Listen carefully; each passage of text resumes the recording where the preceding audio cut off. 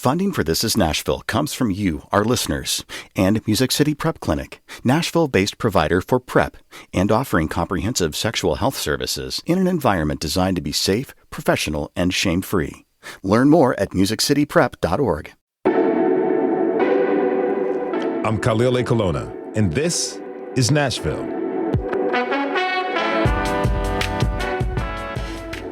When the topic of pets come up, it's only a matter of time before the standard question is posed.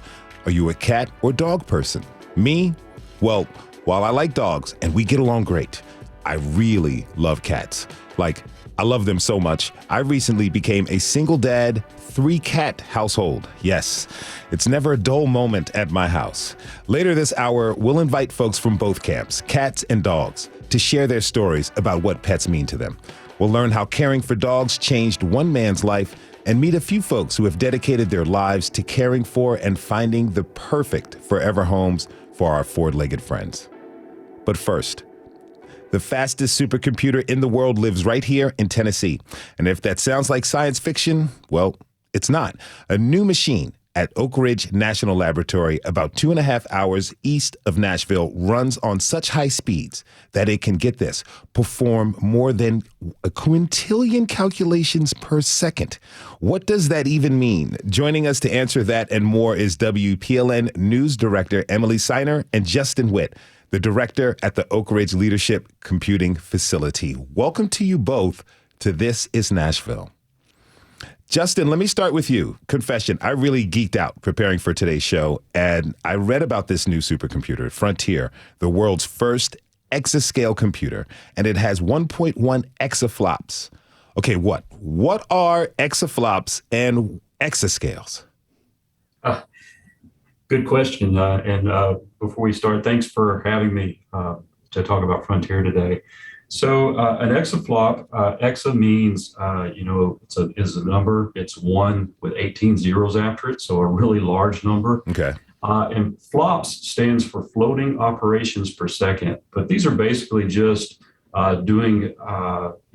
taking one number and multiplying it by another number, or adding one number to another number and subtracting one number from a number. So that's what we mean when we say operations. So this computer is capable of multiplying one number by another number, a 1 with 18 zeros behind it times in a single second.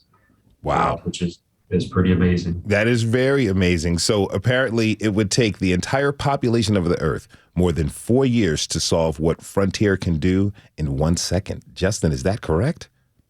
That is correct. And it's kind of mind-blowing, isn't it?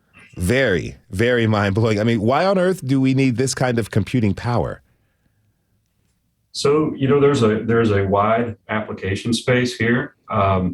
We normally have about 4 times more requests to use the system than we can actually provide time on the system for. These applications, we're a Department of Energy lab, so these applications are obviously materials and energy focus. New energy sources, new ways of storing energy, new materials for things like solar cells. But we also have a lot of health applications. Our other supercomputer, Summit, has been on the front lines of battling COVID and has been used a lot for a variety of disease diagnosis and prognosis. Now, Emily, this is a bit of an obsession for you, right? I don't know if I would call it an obsession, but Oak Ridge has fascinated me for many, many years. Well, how did you come to learn of this world of computing happening at Oak Ridge? I think I first learned about Oak Ridge because when I moved to Nashville, my boyfriend at the time was living in Oak Ridge and doing research there. So I would drive out there a lot, and kind of tucked into the hills of East Tennessee, before you get to Knoxville, is this town with this really fascinating history that many people in Tennessee know, but I'm sure many don't.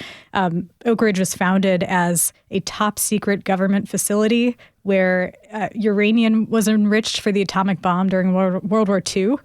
So fast forward, 70 years from that, that's when I kind of started going to Oak Ridge a lot and realize that there's just some pretty groundbreaking research happening across the board, but especially with the supercomputers, the fastest ones in the world are constantly being made there.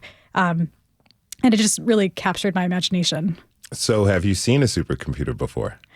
Yes. Actually, not the one at Oak Ridge. So maybe, Justin, I can take a tour sometime. But I saw one, the supercomputer at the University of Illinois, which is where I went to college. There's been a supercomputer there called Blue Waters. And it's really not that much to look at. It's just a giant room filled with these things that, to my untrained eye, look like servers. It's not like when I envision like science fiction computers, holograms and things like that. Like the user interface is very simple. It's the computing power and the raw power that is so impressive.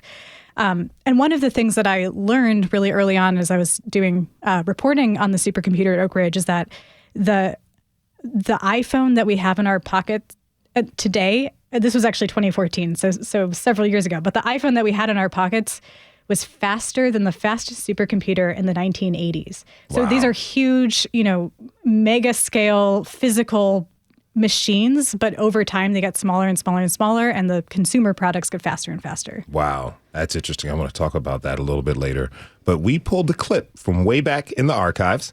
This is from a story on supercomputers you did in 2014 when you were a reporter. The then project director at Oak Ridge, Buddy Bland, was talking about a previous supercomputer called Titan, which was the fastest in the world at that time. Here's how he described it.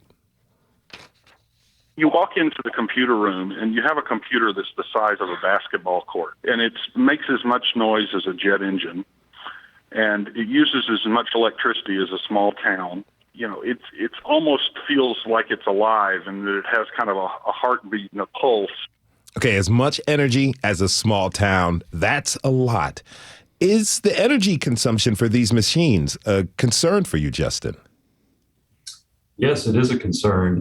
They use quite a bit of energy. When we started looking at breaking that exaflop barrier back about 12 years ago, energy efficiency was one of the top three concerns for the computer. At that time, the research said that this computer would use somewhere between 100 and 200 megawatts to breach that exaflop barrier. And we've been able to do that for about 15 megawatts. So still a lot of energy, but there's a lot of emphasis from investments through the federal government and from partnerships, public-private partnerships with industry to reduce the amount of energy that these systems use. And they've made a tremendous amount of progress. What type of adjustments did you make for the new machine? So one thing that Oak Ridge has kind of led the way in is using graphical processing units for the compute power. These are very similar to the GPUs that you would have in your laptop or your desktop at home, except for the fact that we've customized them to do tremendous amounts of computation for a relatively small amount of power. The other thing is there's been a lot of work that goes into making sure that anytime any part of the system is not being used, that it goes to its lowest energy state. And these two things together have netted us a lot of energy savings on the big systems. So let's get back to what this supercomputer is being used for. What have researchers been asking for? So, the biggest thing is time. You can think of supercomputers like any other large scientific instrument. So a lot of people familiar with telescopes, where a researcher comes, they write a proposal, they say, I want to study this. The proposal's peer reviewed. And, if it's found to have merit, they're awarded time to use that telescope. Well, in this case, they're awarded time to use the computer. And so, faster systems means there's more time available on the computer, but it also means that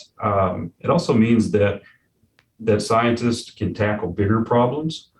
They can add more fidelity to their problems and really delve down into the governing physics of a specific problem. And it means that they get their answers back a lot more quickly. So could this lead to some potential breakthroughs in medicine and climate science? This will almost certainly lead to breakthroughs across scientific domains.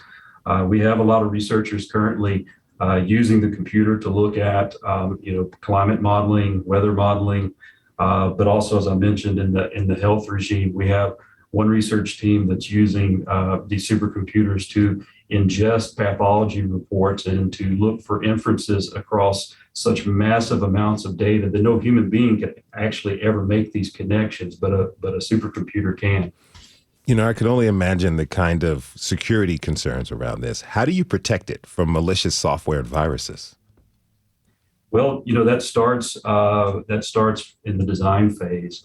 In designing a secure system and putting the right security, the right encryption points in the system, and then also maintaining control over the system as it's being manufactured and as it's being put together to make sure nothing's introduced at an early stage. Then it becomes a matter of minding your fences, so to speak, protecting your borders. And we have a lot of security protocols here that have proven very effective over the years and keeping these systems to be safe. I can imagine like anyone with nefarious intentions is really looking toward taking advantage of this. So I'm glad that you all are taking those steps. Emily, why should people outside of the research community really care about this super high level of computing?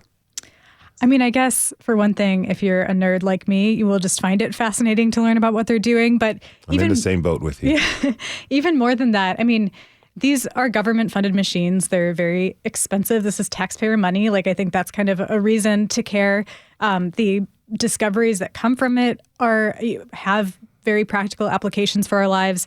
I think what's most interesting to me is not just the research that's being done on the computers, but the research to build the computers, like the amount of research that went into creating an exascale speed computer. As Justin was saying, it took more than a decade to create that.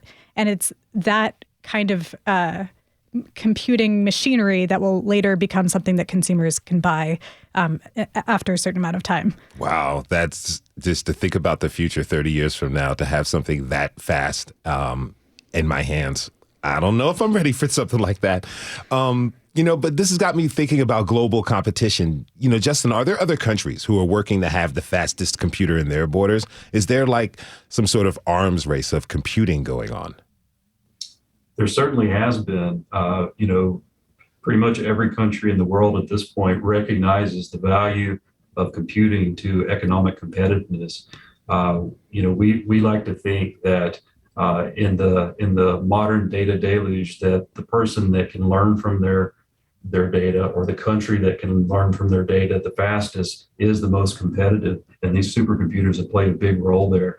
The number one computer, the fastest computer before Frontier, was Fugaku, which was a Japanese system. Before that, it was back at Oak Ridge again with the Summit supercomputer I mentioned. But there's always back and forth competition.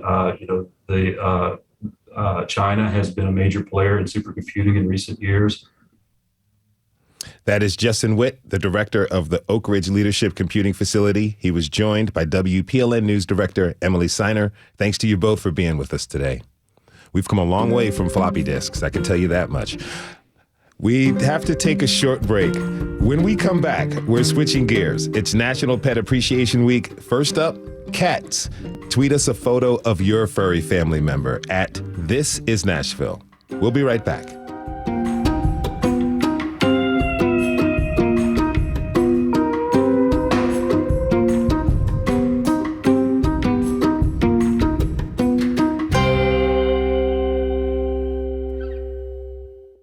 Funding for This Is Nashville comes from you, our listeners, and Music City Prep Clinic, Nashville-based provider for PrEP and offering comprehensive sexual health services in an environment designed to be safe, professional, and shame-free.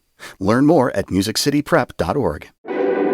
I'm Khalil Ekalona, and this is Nashville. Out here at Opry Malls in an unassuming strip mall, you'll find a rather unusual shop. It's called The Catio. It's a cat cafe, a temporary home for up to 40 cats and kittens from Nashville Cat Rescue, while they wait to find forever homes. Producer Tasha A.F. Lemley took a visit, and if she hadn't already just adopted a new cat a few weeks ago, this would have done the trick. It's Bailey John's 7th birthday, and she's a cat lover. So, of course, she wanted to spend it at the catio. And when I say that she loves cats, I mean it. She even meowed when she came through the door.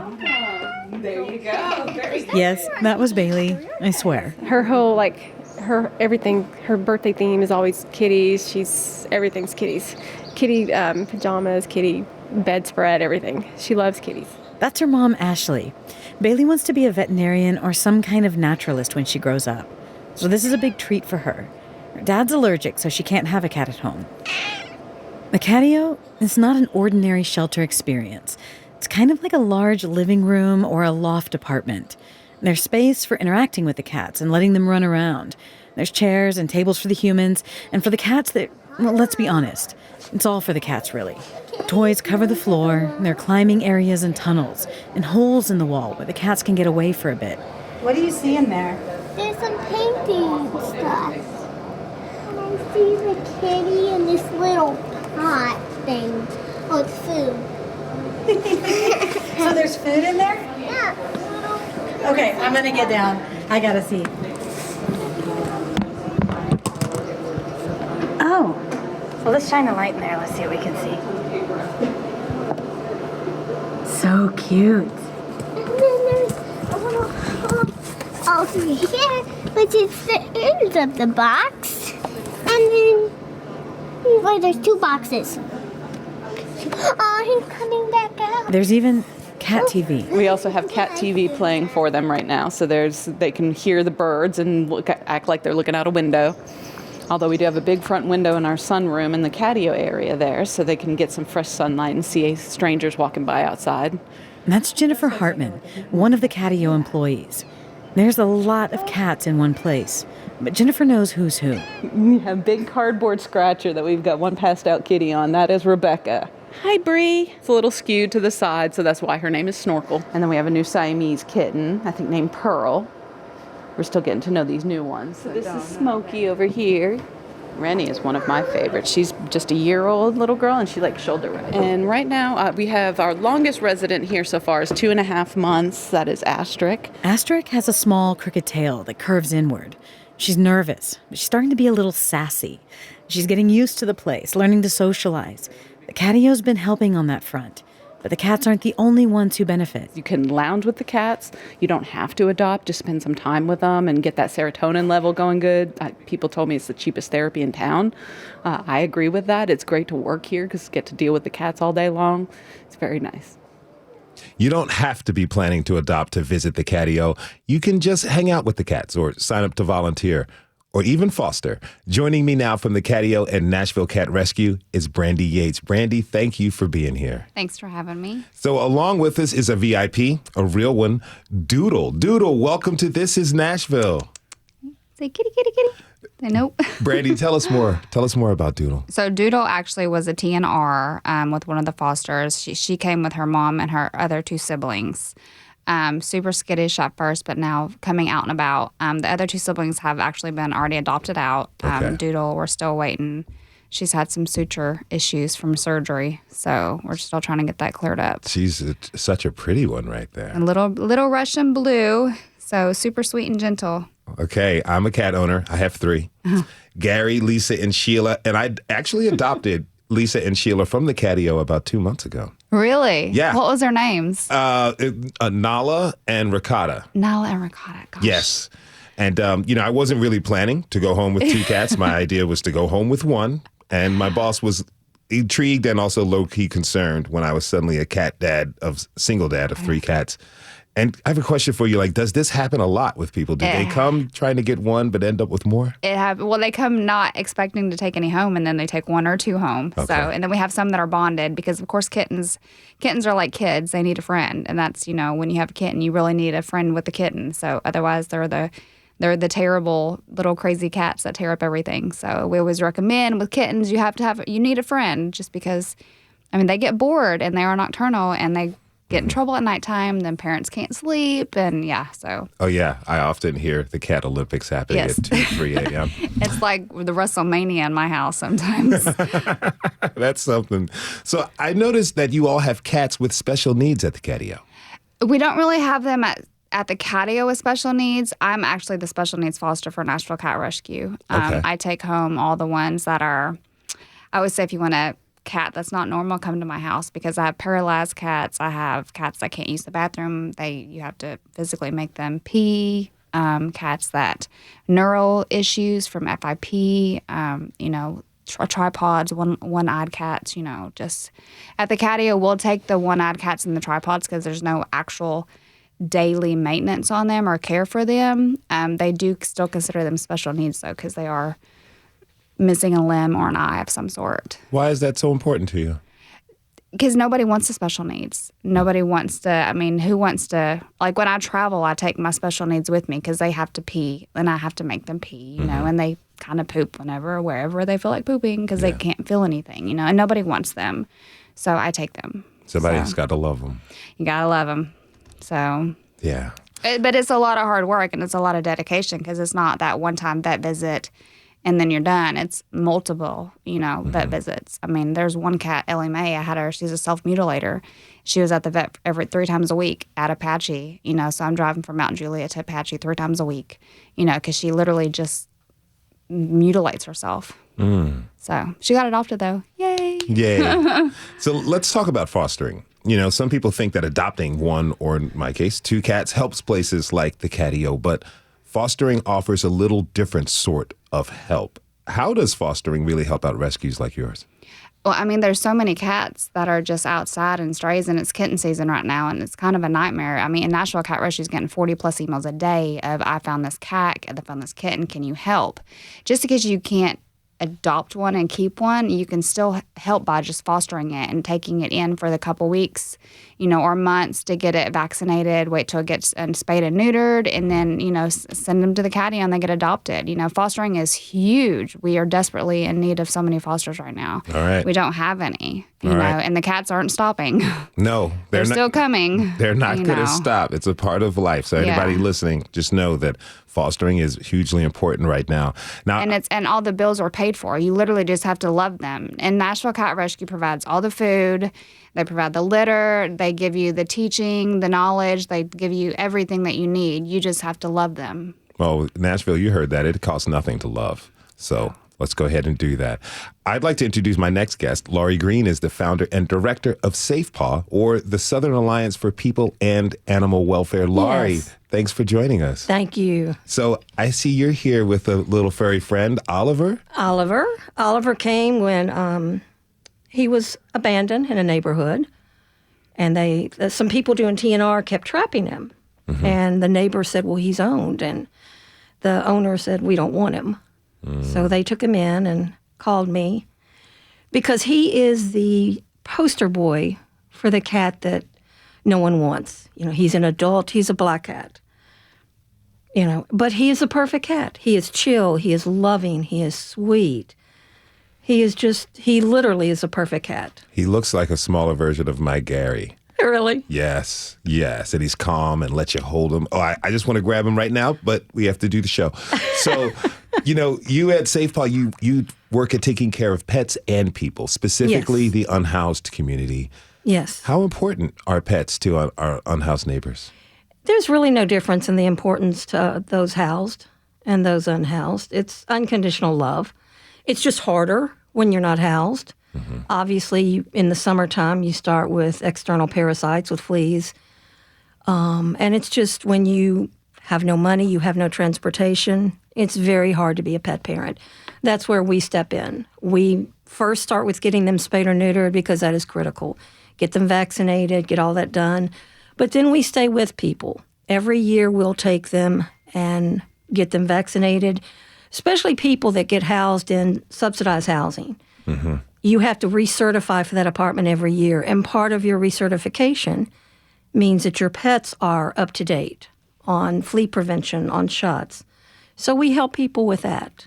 How does fostering play into what you guys are doing at Safe Paw? Well, with us, fostering is twofold as far as needs go, because so many of our people have to go to the hospital. They have to go into rehab.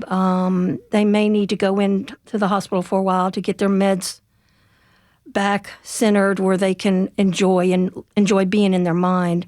So we take in their animals and foster them. We get called by a lot of agencies. We had to admit John Smith to the hospital. Can you come foster his dog? But we also have animals surrendered to us. So we need fosters both long-term that are going to go back to their home and long-term that need to be adopted out. I apologize, I said that wrong. And then short-term, the animals that are going to go back to their person. How do you maintain the health of pets who are without a home? Make sure they're vaccinated, make sure they're dewormed. Yeah. Just the same way you do pets inside. It's just more challenging. The flea prevention is more critical. The vaccinations, keeping them current is more critical. If there's a sore, something, making sure that you jump on it and not let it linger, because outside, not being able to stay clean, it can go from bad to worse quickly. If you're just tuning in, this is Nashville, and I'm your host, Khalil Ekalona. This hour is all about pets, and we're just talking about the importance of pets for our unhoused neighbors. My next guest is a vet who actually works to provide treatment for unhoused pets. Sorry, not pests. Dr. Renetta Perkins owns the Little Urban Vet Clinic here in Nashville. Dr. Renetta, thank you so much for joining us. I'm so glad to be here. Good afternoon. Good afternoon to you. So tell me, why is providing this kind of care for unhoused folks and their pets important to you? So we are the only vet clinic directly downtown, and we started to notice a lot of unhoused pet owners that would walk up and down the street along where the clinic is. And sometimes they would come by and need help for their pets. So I don't really advertise this, but I'm advertising it now.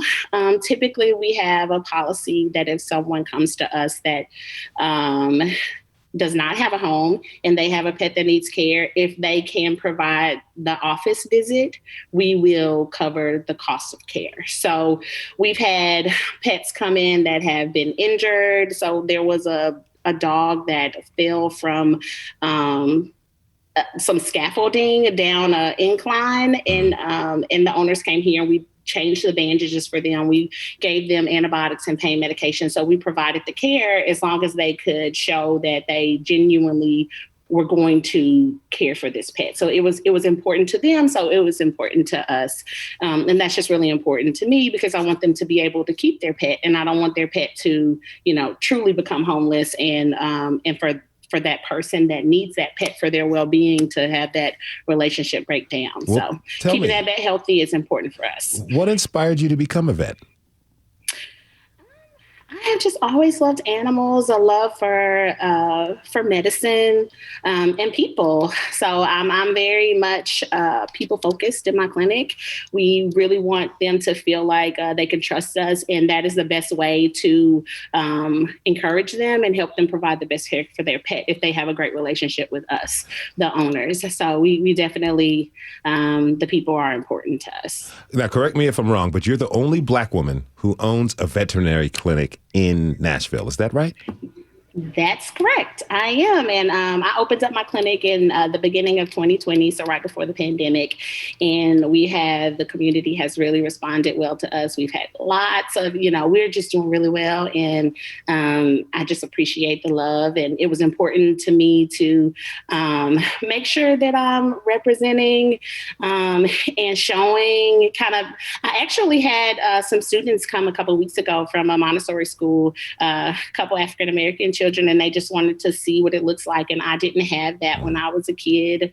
And so it's just, I want to make sure that people see my face and know that come see me and that I'll take excellent care of their pets. And I really care about them and I'll listen to all their concerns. So just wanted to make sure that I am showing another side of veterinary medicine, which can be a very, homogenous field and doesn't have a lot of diversity. So just trying to kind of do what I can. Now, I just paid over $400 for checkups and flea guard for my 3 cats. Now, Dr. Renetta, what about pet owners who have a difficult time paying all the fees and costs that come with pet health care? How can they make sure that their pets are healthy when it can be expensive to find care?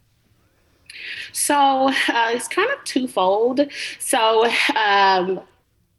making sure that they're getting annual care or twice annual if they have seniors. So what can happen is when you fall behind in that wellness care and just maintaining your pet, you get into situations where you haven't taken them in several years. And when you go, there's lots of things going on. And then it's a lot more expensive versus if you're doing like routine screenings and you're making sure you're doing blood work annually and making sure you're staying on top of any concerns. But sometimes, no matter what you do, you're taking them all the time. You get hit with a sudden illness in a pet. And so, for instance, I can speak about my own dog. I actually just picked her up from Nashville Veterinary Specialist where she was hospitalized for almost a week and for kidney failure. That was a sudden, she'd been previously completely healthy. So I do understand. And the cost was, it was heavy, but thankfully I was able to cover that. And so I do understand the stress that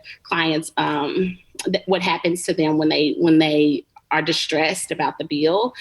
So we always make a point here that I always want to create a plan with the pet parent on what we're going to do for their pet within their finances and what is comfortable for them. So no judgment, if they can only do this today and we have to do something different next time, that's perfectly fine. So that's really, really important, is to not make people feel ashamed when they are financially restricted, or make them feel like when they have waited too long, make them feel guilt about that. It's just, we have to meet them where they are and help encourage them to be the best pet parents that they can be, particularly so their pets don't end up relinquished to these shelters, and also so the owners themselves don't end up homeless. Like, I don't want them to not pay their rent because they're paying their vet bills. I want them to, let's find a happy place to meet in the middle.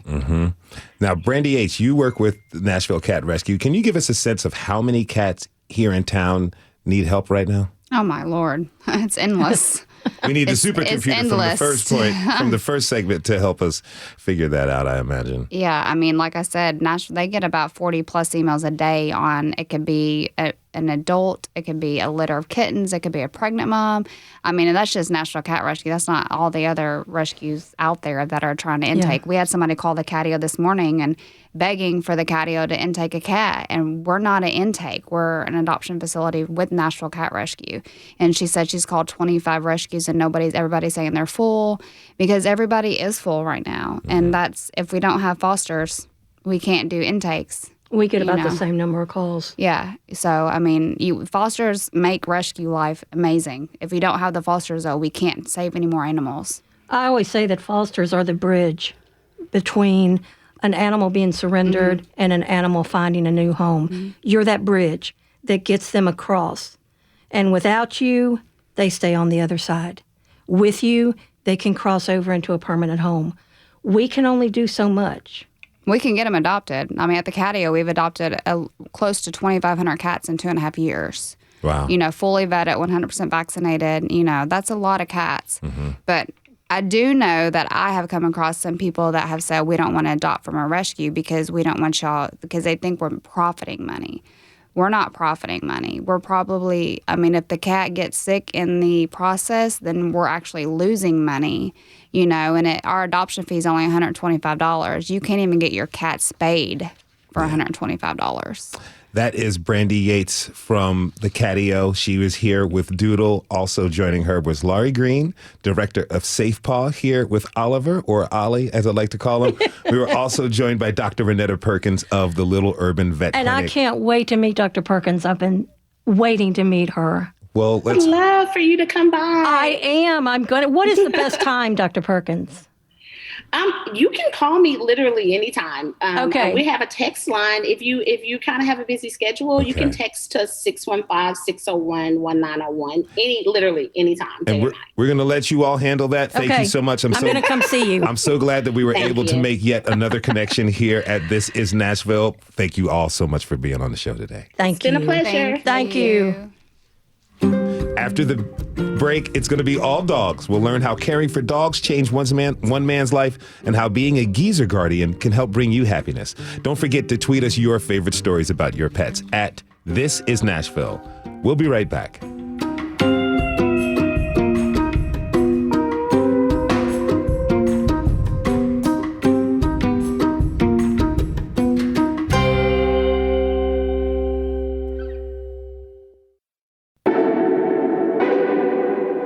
I'm Khalil Ekolona, and this is Nashville. Today's show is all about pets, the beautiful, loyal, and sometimes very frustrating little animals we call family. Before the break, we were talking about cats. Now it's time for dogs. I'd like to introduce my next guest, whose story is an inspiring one. Ian McClellan is the owner of Set Free Dog Training. He joins us now. Ian, welcome to the show. Thank you. Good to be here. Good to have you with us. So take us back to 2009. This was before you got into dog training. What was your life like back then? So in 2009, I was a raging alcoholic, out of control, doing construction work and living paycheck to paycheck just to feed an addiction. Would you mind sharing what your mental health was like at this time? Lost. Just living for feeding my addiction. Did you search out to find help from counselors? I had done a couple treatment programs, and I had made half-hearted attempts to kick the habit, to get right. And it all kind of came to reality when May 6, 2009, when I had my wreck. Tell me about that. So on May 6, 2009, I was drinking and driving and unfortunately caused the accident that cost a young lady her life. I was sentenced to 22 years in the Department of Corrections. When you first were incarcerated, what was happening in your mind? How were you thinking about how life had unfolded up to this point? I wasn't taking any responsibility for my actions. I felt like that it was an accident, that I didn't belong where I was because, like, I didn't intentionally try to hurt anybody. I wasn't, I had this resentment grew inside of me that I hated everybody and everything because I felt like I wasn't like those people. And, it took a lot to get to the point that I accepted the fact that I was just like those people because I was selfish and self-centered and cared nobody about except for myself that night I got in that vehicle. Now, when you were incarcerated going through this perspective shift, did you seek counseling out? Did you have services of a counselor then? Inside the institutions, there are counselors, but I actually went to, the prison I went to was actually inside the same county where I grew up and went to high school. So, you can fast forward from high school age to where I was, that throughout that time, a lot of people that I'd actually went to school with had ended up becoming correctional officers, or people that had kids that were my age that watched me play sports in high school ended up working at that institution. And they had this dog program, and everybody kept trying to tell me, you should get in this dog program. And again, I was so filled with just resentment and anger and denial that, like, I told them in the beginning, I said, I don't want to live with another human being, much less a stupid dog. And I actually got in the dog program for all the wrong reasons.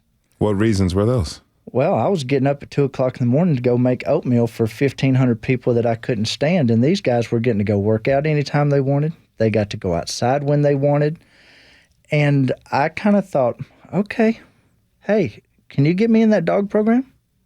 So once you got in, what was that dog training experience like for you? It completely changed my life as far as who I am as a person, the way I look at people, the way I look at animals and the joy that they provide. Like the first 5 years of my incarceration, I didn't get to see my daughter. And it's coming up on the first time that I was going to get to see her. And, in that environment, you can imagine you don't want to appear weak. You don't want to show any vulnerability. So it's about 11:30 at night. Not an audible noise is made from me. Tears are streaming down my face because the guilt and the shame and the condemnation is just whooping me. And this dog gets out of its crate, jumps up on my bed, and licks my face dry. And I knew at that moment right there that I was all in, that I was going to do whatever I had to do to make these dogs be successful. Now, you were training dogs as service animals, right? Yes, I was training dogs for a nonprofit called Retrieving Independence. And like, they taught us much more than training dogs. They taught us how to communicate. They taught us how to process our emotions, because we would take these dogs and we would give them our all and love them. And then we would have to let them go to other people. Yeah. But, in that environment where not everybody's doing the same things, they taught us how to communicate the proper way to one another. Hey, let me show you a different way to how to do this, rather than just a bunch of egos filled in with, hey, you're doing that wrong. Mm-hmm. So, and one of the mottos that we had was turning our captivity into freedom for others. Because each one of us put ourselves in that institution. I made the decision that night to make the choice to drive, and it was my choice to do that. The people who we train these dogs for, they didn't choose the prison they're living in. Mm. So for me, it was my way to kind of that shift to take a life that wasn't really the best, that I hadn't done a lot of good. And while I was in a punishment situation, to give back and to start kind of making amends for my previous actions. So when you were released on parole, what gave you the inspiration to start your own dog training business? Honestly, because I had nothing. What did I have to lose? And, I got out January 21st, 2020, and I was a 40-year-old that was basically like a 17-year-old that had just graduated high school. I didn't have anything. I had family who supported me. I had a lot of people that loved me, but I didn't have any money. And the courage was kind of like, what do I have to lose? Like, if I fail at this, I still have nothing. Mm-hmm. I have a history in construction to where I could make a living, but that's not where my passion was. Mm-hmm. You found your passion. You found your calling. 100%. It's wonderful. This hour, we're all talking about pets. My next guest cares for dogs in their golden years. Noelle Kiswini runs Old Friends Senior Dog Sanctuary. Noelle, thanks for joining us. Yeah, thank you so much for having us on today. So you call yourself a geezer guardian. I love that. Tell us, what is that? What is that exactly? So geezer guardians, that's what we call our forever foster families. So people who care for an old friend in their home are geezer guardians. I am also a geezer guardian. I have 2 old friends that I get to take home every day. They come to work with me, which is awesome. Mm-hmm. And you just provide these senior dogs with love and care for this last chapter of their lives. I feel like when people are adopting, they often look right past the old dogs. Why is it? They do. And it's sad. It really is sad. And so tell me, why is it important to you to help take care of these dogs reaching the end of their lives?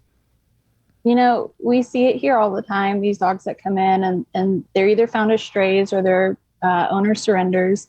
And people think that they just don't have a lot left to give. And so why bother getting attached? But these dogs still have so much life to live and love to give. It's incredible. It really is incredible. And I think having that love from a human, this is not scientifically proven, but I think it does extend their life a little bit. Mm-hmm. And our motto is that we don't concern ourselves with the quantity of time that they have, but the quality of life that we can give them for that time. So even if they don't have a lot longer on Earth, we just want to make sure that they have the best end of life that they can. What do you like the most about working with senior dogs? Oh my gosh. I get to spend 40 hours a week with old pups. Like, it's the coolest thing ever. They're so sweet. Each one has their own unique personality. You talk to them like they're humans, and they kind of, even though they can't, communicate verbally with you in that way, they're able to communicate with you with just the look in their eye or the actions that they perform. It's really amazing to see them come in these less than ideal conditions and just evolve here, mm-hmm. just thrive. I mean, it is a sanctuary. Yeah, and that sounds like a very plush retirement home for dogs. Would you say that that's accurate? Oh, definitely. We have about 125 senior dogs here at the sanctuary right now. And they're all each in their own rooms with other dogs. We do have a space for dogs who prefer to be on their own, dogs who are either dog aggressive or dog selective. And everyone has their access to their own yard. We have a splash pad for them. They get high quality vet care, physical therapies like acupuncture, chiropractic care, laser therapy. It really is a sanctuary here for sure. Shuffleboard? Do you have a shuffleboard for the dogs? Not yet, but that's something that we can definitely look into. Okay, sign me up. Now, Ian, you mentioned it a little bit earlier about letting go of a service animal, but have you ever had to retire one? And how difficult is that to say goodbye? So to say goodbye to the dogs the first time was harder in my mind than I thought that it was actually going to be. Because we spent 18 months pouring our hearts out into these dogs and training them and getting them ready to go be with their forever person. And I thought it was going to be harder than it was until I seen the way that dog responded to that recipient. Until I heard the stories of the recipients talk about how they had been given their lives back. That people that are filled with anxiety, that no longer fear going to Walmart, that they know if their dog can do it, they can go. There was a story of a husband that said that it gave him back his life because his wife was a diabetic, and he could leave the house and know that the dog would do its job and alert, rather than him wondering whether his wife was going to be found dead. And to see the joy and the freedom that those dogs brought made it a whole lot easier to let go. Well, quick question for you. Before you did all this, in your younger life, did you have a relationship with dogs? I had a dog, but it wasn't anything. It was the typical, I fed it, I pet it. Every now and again, we'd go for a truck ride, maybe throw a ball, but nothing like what I have now. Now, Noelle, tell me, how have you seen dogs help people with their mental health? We hear from our geezer guardians often that, these dogs change their lives. We say, thank you so much for giving them a great home. They say, it's a privilege. It's an honor. Like, this dog saved me as much as I saved him or her.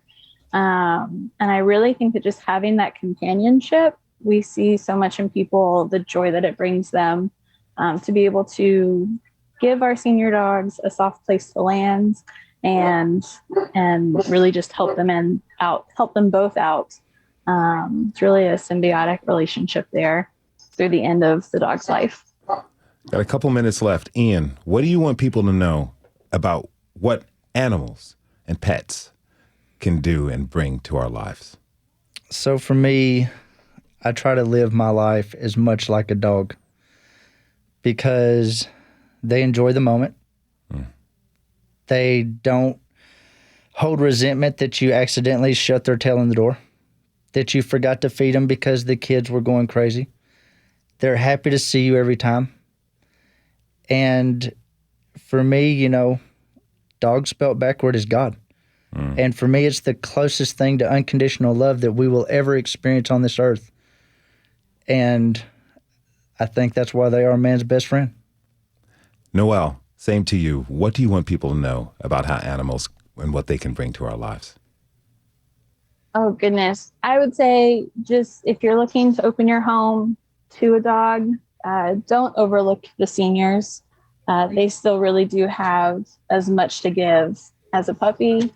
And if you are looking for a senior specifically, we eliminate the factor of cost, which I think is another reason why people overlook senior dogs.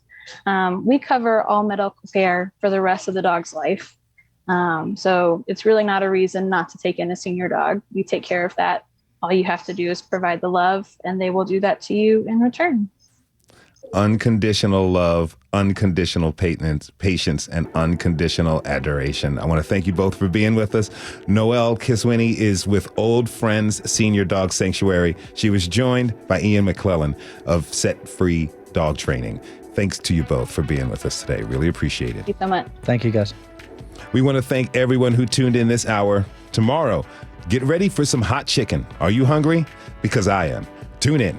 This is Nashville is a production of WPLN News and Nashville Public Radio. Listen back at thisisnashville.org or wherever you get your podcasts. Our producers are Steve Harouche, Rose Gilbert, and Tasha A.F. Lemley. Our digital lead is Anna Gallegos-Cannon. Michaela Elias is our technical director, and our executive producer is Andrea Tudhope. The masterminds behind our theme music are Larange and Namir Blade. Special thanks to Carrie Pullum, Lauren Dougal, Brandy Hodges, and of course, my three little friends, Gary, Lisa, and Sheila. The conversation doesn't end here. Tweet us at This Is Nashville. Find us on Facebook and Instagram and tell us what you want from our show by filling out our quick survey online. This is Nashville. I'm Khalil Ekolona. We'll see you tomorrow, everybody, and be good to each other and your pets.